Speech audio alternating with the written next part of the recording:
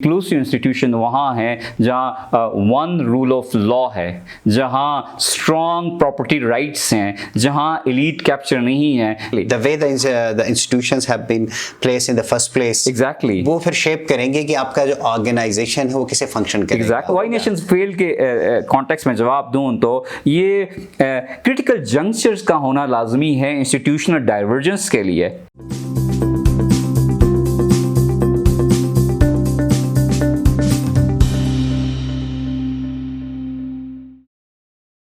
मैं हूं आयमन के प्लेटफॉर्म से महफूजुल्लाह और मेरे साथ हैं डॉक्टर सरनराम बेग और हम एक नए प्रोग्राम को लेकर आपकी खिदमत में हाजिर हुए हैं।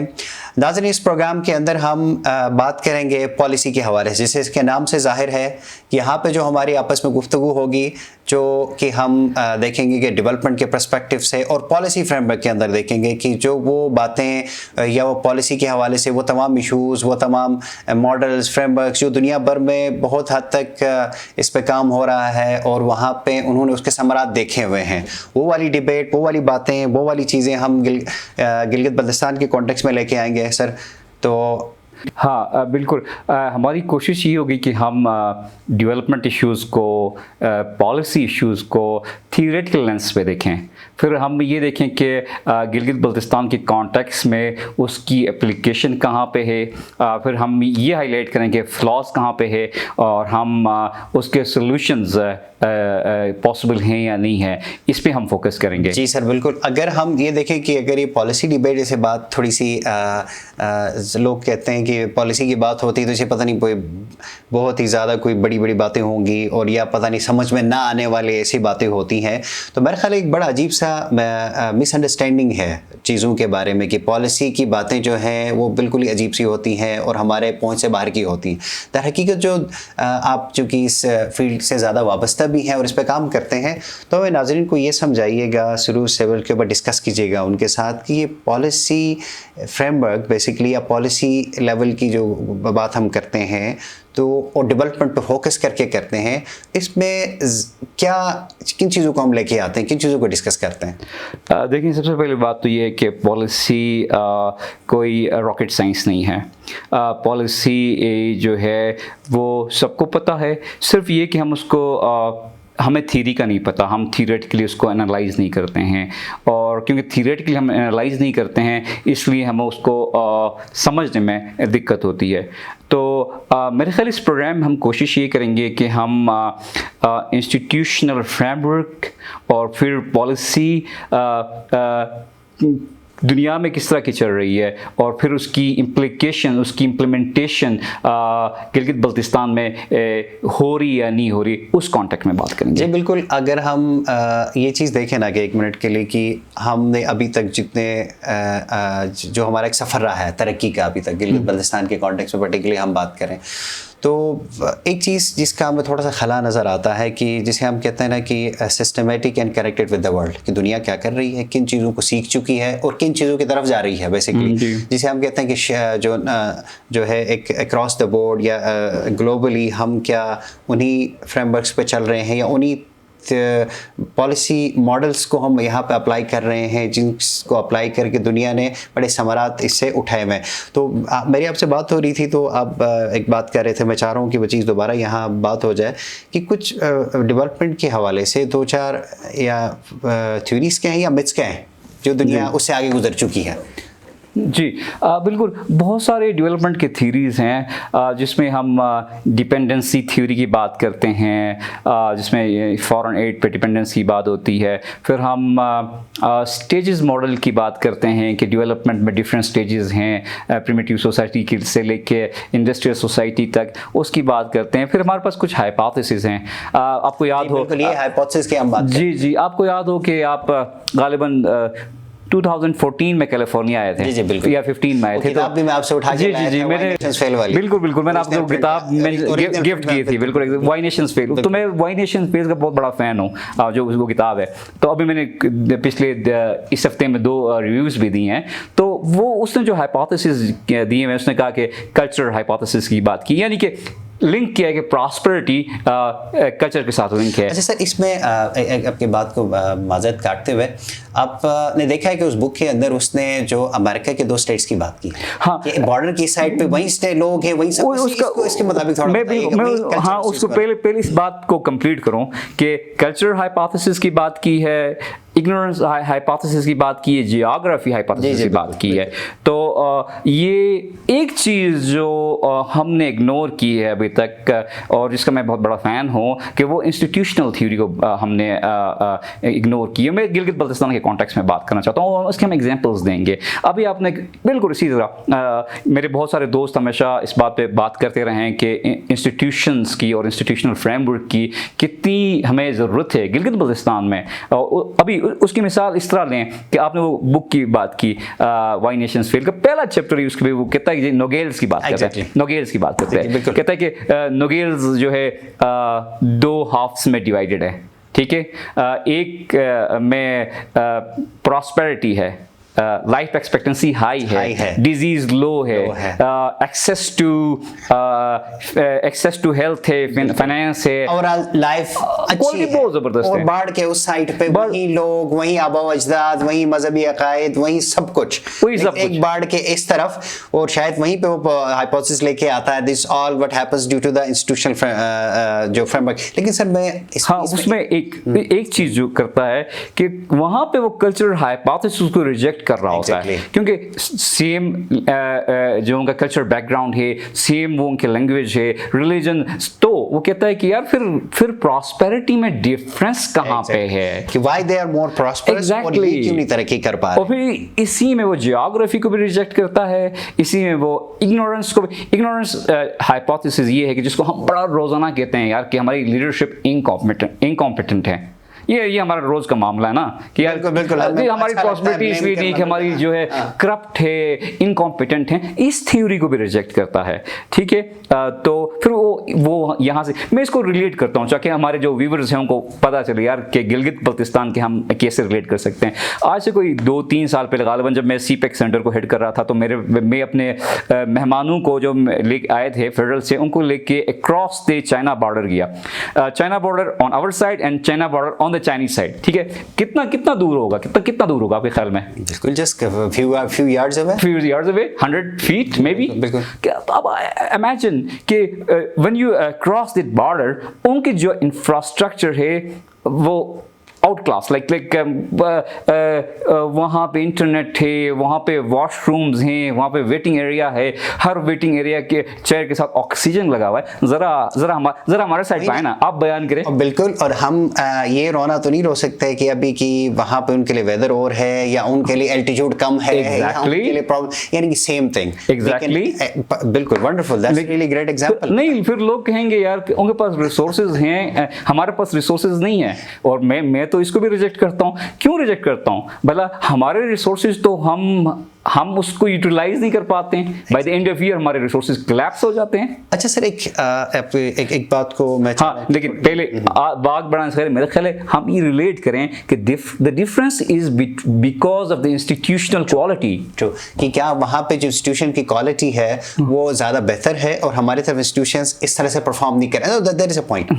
कि हम पहले ये तो समझें कि हम इंस्टीट्यूशन से मुराद क्या है। हाँ बिल्कुल, एग्जैक्टली। अक्सर लोग जो पढ़े लिखे लोगों का ज़्यादा प्रॉब्लम होता है कि दे कंफ्यूज बिटवीन द थिंग्स, कि ऑर्गेनाइजेशन क्या चीज़ है, फिर ऑर्गेनाइजेशनल फंक्शंस क्या होते हैं, इंस्टीट्यूशनल फंक्शंस क्या होते हैं। मेरे ख्याल थोड़ा सा इसको भी एलिब्रेट करने की जी बिल्कुल, बहुत इंपॉर्टेंट सवाल है महफूज यार। देखें, ऑर्गेनाइजेशन से मुराद हम तो फिजिकल स्ट्रक्चर लेते हैं ना, लेकिन यहाँ पे हम जब इंस्टीट्यूशंस की बात कर रहे हैं तो हम इंस्टीट्यूशनल फ्रेमवर्क की बात कर रहे हैं, ऑर्गेनाइजेशंस की या फिजिकल स्ट्रक्चर्स की बात नहीं कर रहे हैं। यानी वो जो फिजिकल स्ट्रक्चर्स हैं उनको गवर्न, कौन सा फ्रेमवर्क उनको गवर्न करता है, किस रूल के तहत वो ऑर्गेनाइजेशन चलती हैं, तो उन इंस्टीट्यूशनल फ्रेमवर्क की बात। यानी अगर हम मैक्रो लेवल पे जाएं तो हम कॉन्स्टिट्यूशन की बात कर रहे हैं। Exactly, the how they like कि जिसे कहा जाता है ना कि इंस्टीट्यूशंस फिर वो आपके ऑर्गेनाइजेशंस को शेप अप करती है। Exactly, the way the institutions have been placed in the first place, exactly, वो फिर शेप करेंगे कि आपका जो ऑर्गेनाइजेशन है वो कैसे फंक्शन करेगा। एग्जैक्टली, जो मैनेजरियल फंक्शंस है वो परफॉर्म करेगा। एग्जैक्टली, बट इसका किबला किस तरफ है और किन चीजों को प्रायोरिटी दे रहे हैं, किन किन चीज़ों को नहीं।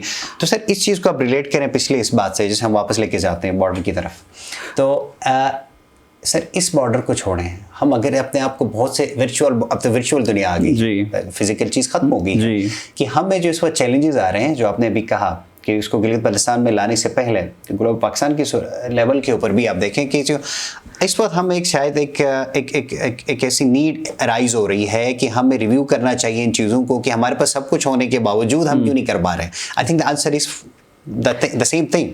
We have to improve the quality of the institutions. Quality, देखिए ये बड़ा इंपॉर्टेंट सवाल है और ये बड़ा मुश्किल काम है, इसके बहुत सारे जवाब हैं, ठीक है।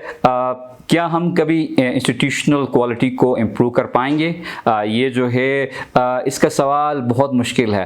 तो यानी अगर इसको वाई नेशंस फेल के कॉन्टेक्स्ट में जवाब दूं तो ये क्रिटिकल जंक्चर्स का होना लाजमी है इंस्टीट्यूशनल डाइवर्जेंस के लिए। यानी क्या इसको वाजे भी तो करते हैं ना सर, क्रिटिकल जंक्चर्स ये कि जैसे देखें इंडस्ट्रियल रेवोल्यूशन एक क्रिटिकल जंक्चर था कि उसके बाद उनको मौका मिला था कि अपने इंस्टीट्यूशंस को रीशेप करें, हो सकता है अलाइन करें जिससे वो फैसिलिटेट हो सके, प्रॉस्पेरिटी, जिससे प्रॉस्पेरिटी आती है। वो हम देख रहे हैं आज हम IR 4.0 पे खड़े हैं और उनका इंस्टीट्यूशनल क्वालिटी क्या है।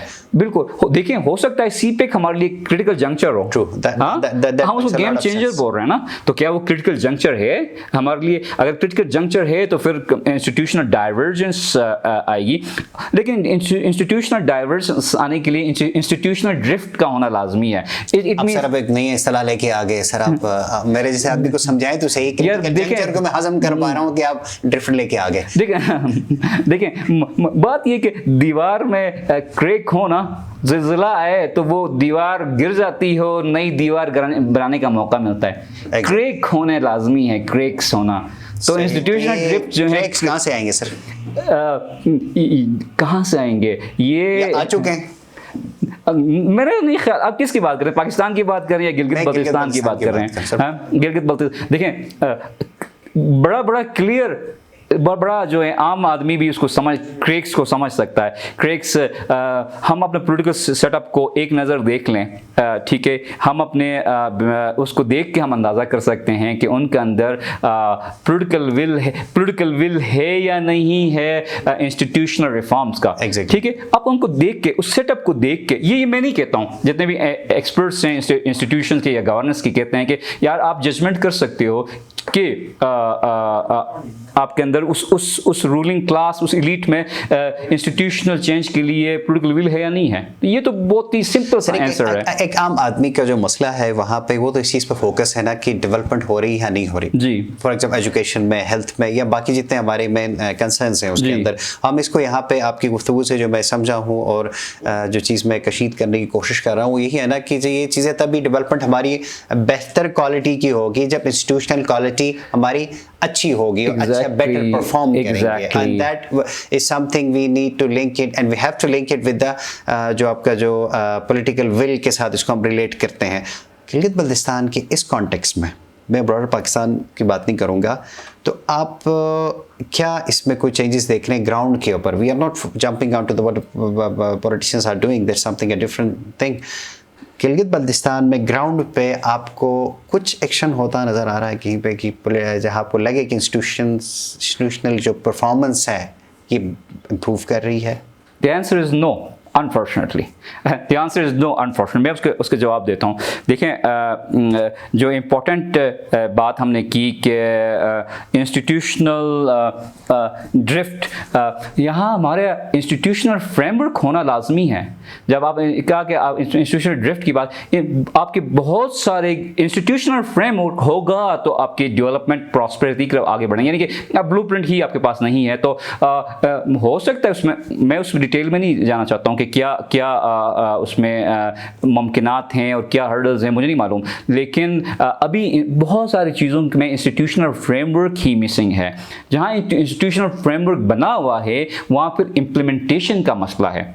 इम्प्लीमेंटेशन का मसला है। देखिए मैं आपको इस तरह समझाता हूँ कि हम सारे इस सस्टेनेबल डेवलपमेंट गोल्स की बात कर रहे हैं या नहीं कर रहे हैं, पूरी दुनिया कर रही है, गिलगित बल्तिस्तान भी कर रहा है जनाब अली, उसको हम मिलियंस ऑफ डॉलर्स खर्च कर रहे हैं, एक पूरा यूनिट इसको देख एग्जैक्टली। उसका एजेंडा क्या है सस्टेनेबल डेवलपमेंट गोल्स का?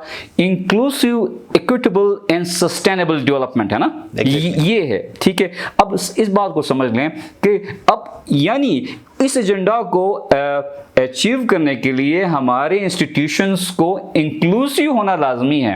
अब यहाँ आपने सवाल मुझसे पूछना है, क्या हमारे इंस्टीट्यूशन इंक्लूसिव हैं? मैं ये सवाल आपको पूछने से पहले ये भी ज़रूर पूछूंगा सर कि ये इंक्लूसिव इंस्टीट्यूशन होता क्या है, पहले ये तो अच्छा, उसके कई मानी हो सकते हैं, लेकिन पॉलिटिकल इकोनॉमी के कॉन्टेक्स्ट में अगर मैं समझाऊं तो पॉलिटिकल इकोनॉमी में इंक्लूसिव इंस्टीट्यूशन वहाँ है जहाँ वन रूल ऑफ लॉ है, जहाँ स्ट्रॉन्ग प्रॉपर्टी राइट्स हैं, जहाँ एलीट कैप्चर नहीं है, जहाँ कम्युनिटीज़ डिसीजन मेकिंग में इन्वॉल्व हैं, तो ये इंक्लूसिव है। हम अपोजिट देखते हैं तो वो एक्सट्रैक्टिव एलीट कैप्चर है, डिफरेंट लॉज हैं, वीक प्रॉपर्टी राइट्स हैं, एग्जैक्टली, ठीक है। And that's something the underlying theme in this book, जहाँ से हमने बात शुरू की थी कि इंस्टीट्यूशंस और उसके अंदर भी जब हम देखते हैं तो एक साइड पे खड़े इंक्लूसिव इंस्टीट्यूशंस जिसको अभी आपने एक्सप्लेन Exactly. किया, और इसी का ऑपोजिट में चला जाएगा एक्सट्रैक्टिव इंस्टीट्यूशन। और मैं ये आपसे सवाल भी पूछना चाहता हूँ कि कोई ऐसा नहीं लग रहा है कि हम लोग इंक्लूसिव ग्लोबल एजेंडा में लगे हुए हैं? एजेंडा तो हमारा इंक्लूसिव है, इंस्टीट्यूशन हमारे एक्सट्रैक्टिव हैं। एग्जैक्टली, क्या एक्सट्रैक्टिव इंस्टीट्यूशंस हम ग्लोबल कहते हैं ना कि पॉलिसी फ्रेमवर्क में एक शेर कह दिया कि वो जो हमारा जो एम्बिशंस हैं, हमारा जो विजन है वो ग्लोबल उन चीज़ों को, स्टैंडर्ड्स को मीट करना है, और बहुत हमारे चैलेंजेस हैं, हर किस्म के चैलेंजेस के टॉप के अंदर एम्प्लॉयबिलिटी है, हेल्थ है, आपका भी ग्लोबल क्लाइमेट चेंज आप हम रिसेंटली देख चुके हैं, सारा कुछ इन सब का अगर हम इसको आपकी बातों को मैं समराइज करने की थोड़ी कोशिश कर लूँ कि इंक्लूसिव इंस्टीट्यूशंस वो हमारी इस वक्त ज़रूरत हैं जो इस चीज़ को, इस ख्वाब को शर्मिंदा ताबीर कर सकते हैं जितने एफर्ट्स हम कर रहे हैं हवाले से। अगर इंस्टीट्यूशंस इंक्लूसिव नहीं हैं तो ये सारा कुछ अचीव करना मुश्किल है। और इसका जवाब इस तरह दूंगा कि हमने भी मिसाल दी चाइना बॉर्डर और पाकिस्तान बॉर्डर की, ठीक है। किसी चीज़ की कमी नहीं है, हमारे पास भी रिसोर्सेज की कमी नहीं है, उसमें शायद 10 मिलियन पैसे उस तरह इंफ्रास्ट्रक्चर लगाने में 10 मिलियन से ज़्यादा नहीं लगेंगे, ठीक है। तो कहाँ फ़र्क है? इंस्टीट्यूशन का फ़र्क है। बाकी चीज़ें तो रिजेक्ट हो रही हैं, आपके क्लाइमेट भी सेम है, आपका मोर और लेस लोग भी वैसे ही हैं, ठीक है। तो इस बात पे कंक्लूजन कि नॉर्थ कोरिया और साउथ कोरिया दोनों एक ही दिन पैदा हुए थे। आज south Korea one of the richest countries among in the country in the world, and north Korea is one of the purest worst. And और अभी ये वाला कि यार नॉर्थ कोरिया के पास तो कोई भी, ना तो उसके पास ऑयल था, ना उसके पास मिनरल्स थे, ना उसके पास ग्लेशियर्स हैं, ना उसके पास पानी था, अभी क्यों one of the richest countries बन गया है? क्या एक्सप्लेन कर रहा है? Inclusive institutions, quality of institutions. Great sir. तो आज मैं इस चीज़ पे बड़ा काफ़ी अच्छे टर्मिनोलॉजीज मैंने आपसे सीखी। क्रिटिकल जंक्चर का जो पॉलिसी, क्या कौन सा ड्रिफ्ट था सर? इंस्टीट्यूशनल ड्रिफ्ट और इंस्टीट्यूशनल डाइवर्जन, और फिर इंक्लूसिव और एक्सट्रैक्टिव इंस्टीट्यूशंस की आज हमने बात की। आई होप ये वाली गुफ्तगू जो है हमने हमारे नाजरीन के लिए बाइस दिलचस्पी होगी, और आगे की प्रोग्राम में सर हम आपसे बात कर रहे थे, हम इन्हीं अपने जो बेस लाइन हमने एक सेट की हुई है पॉलिसी फ्रेमवर्क और इंस्टीट्यूशंस पे हम बात करेंगे मुख्तलिफ डोमेन्स के अंदर ले जाके, लेकिन हमारा फोकस गिलगित बल्तिस्तान होगा। और इसी चीज़ों को हम थ्योरेटिकली और जो दुनिया अच्छे अंदाज में कर रही है उसको इसके साथ कंपेयर करके देखना चाहते हैं। जी, आज तो हम एक तमहीद बांध रहे थे, ठीक है। आज के प्रोग्राम में एक ब्रॉड पर्सपेक्टिव प्रेजेंट कर रहे थे। अगले प्रोग्रामों में इंशाल्लाह हम फोकस रहेंगे कि एक इशू को या एक ही इंस्टीट्यूशनल जो है उसको फ्रेमवर्क उठाएं, उसकी बात करें एक ही को, और उस पर फिर हम सजेशन भी लेके आएँ, सोल्यूशन भी लेके आएँ। सिर्फ हम क्रिटिसाइज ना करें कि भाई इसमें इम्प्रूवमेंट कैसे पॉसिबल है। That's what is actually needed. Exactly. तो सर बड़ा अच्छा लगा आज आपसे बात करके। अगले प्रोग्रामों के लिए हम इंशाल्लाह कोई अपना इस किस्म को चीज़ सेट करते हैं, और हम अपने नाज़रीन को भी ये बताते चलें कि ये प्रोग्रामों का एक सिलसिला हम शुरू करना चाह रहे हैं जिसके अंदर ये काफ़ी एक आप लोगों के फीडबैक और आप लोगों के कुछ हलकों की तरफ से पुरजोर इसरार भी था इस किस्म की चीज़ों के ऊपर कि ये बात की जाए एकेडमिकली और थियोरेटिकली और रिसर्च ओरिएंटेड बात की जाए कि डेवलपमेंट और इससे मुतालिका जो लवाजमात वो क्या हैं जो इस डेवलपमेंट को इनेबल करते हैं। तो डॉक्टर सरंजाम बेग साहब प्रोग्रामों में हमारे साथ होंगे, मैं अपनी कोशिश करूँगा, लेकिन हमारा फोकस ये होगा हम ज़्यादातर इनसे सीखें आगे प्रोग्रामों के अंदर भी। तो प्रोग्राम देखने का बहुत शुक्रिया। और सर आप कुछ कहना चाहेंगे? हाँ, मैं ये कहना चाहता था कि अगर आपको व्यूअर्स को कोई सजेशंस हों और किसी पर्टिकुलर टॉपिक पे हमें चाहते हो कि हम बात करें, वो हमें बिल्कुल हमें सवाल भी पहले भेज सकते हैं और हम मोस्ट वेलकम, और हमें चाहते हैं कि हम किसी एक इश्यू पे बात करें तो उस पे बात करना चाहेंगे। वो आप हमें नाज़रीन बता सकते हैं जब प्रोग्राम जब ऑन एयर आप देखेंगे इसके अंदर, तो वहाँ पे वो लिंक भी मौजूद होगा, वहाँ नंबर्स भी, कॉन्टैक्ट भी, हमारा इस प्रोग्राम को एक्सेस कैसे करना है वो भी आपको बताया जाएगा। तो आपको हम खुशामदीद कहते हैं कि आप हमारे साथ दें इस प्रोग्राम में, बताएं किन चीज़ों पे आप बात करना चाहते हैं और हमारे साथ शामिल होना चाहते हैं। तो इसी के साथ सर इस चीज़ को आज रैप अप करते हैं। Thank you very much. तो इंशाल्लाह टिल नेक्स्ट प्रोग्राम, अल्लाह हाफिज़। टेक केयर, अल्लाह हाफिज़।